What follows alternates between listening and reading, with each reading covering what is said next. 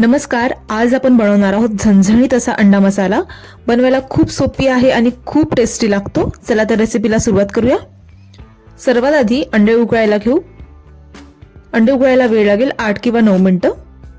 अंडे उकळलेले आहेत. आता आपण याला शॅलो फ्राय करून घेऊया. शॅलो फ्राय करायसाठी पॅन मध्ये घ्यायचं तेल.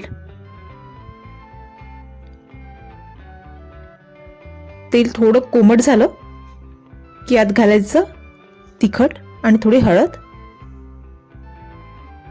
आता अंड्यांना पॅन मध्ये टाकून याला शॅलो फ्राय करून घ्यायचं. अंडे शॅलो फ्राय झालेले आहेत. आता याला आपण काढून घेऊ. आता या उरलेल्या तेलामध्ये आपण फोडणी देऊ. त्यासाठी घालू अर्धा चमचा जिरं, 1 तमालपत्र, 1 दालचिनीचा तुकडा, 2 वेलची, 1 मोठी वेलची आणि 4 बारीक चिरलेले कांदे. याला गुलाबीसर रंग येईपर्यंत परतवून घ्यायचं.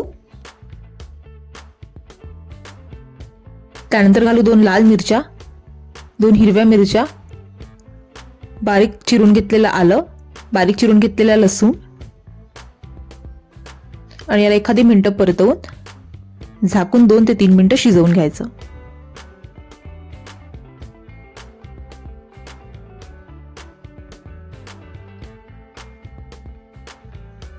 त्यानंतर घालू अर्धा चमचा धणेपूड, अर्धा चमचा जिरेपूड, थोडीशी हळद, 1 चमचा काश्मीरी मिरची पूड, चवीपुरतं मीठ आणि अर्धा वाटी पाणी.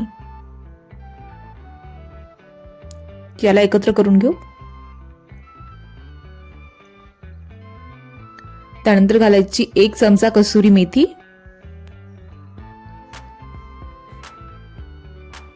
नंतर घालायचे 2 बारीक चिरलेले टोमॅटो.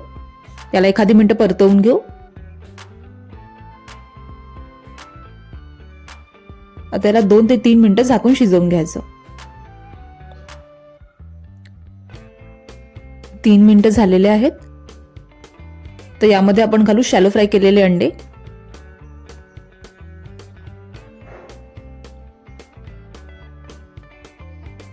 त्याला हलक्या हाताने आपण फिरवून घेऊ. त्यानंतर घालायचं आहे पाणी. मी इथे 1 वाटी गरम पाणी घातलेलं आहे. जर तुम्हाला रस्सा थोडा हवा असेल तर तुम्ही 2 वाट्या पाणी घाला.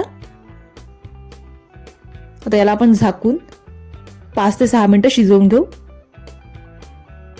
6 मिनिटं झालेले आहेत आणि आपली भाजी तयार आहे. आपण यावर घालू थोडी कसुरी मेथी आणि अर्धा चमचा गरम मसाला.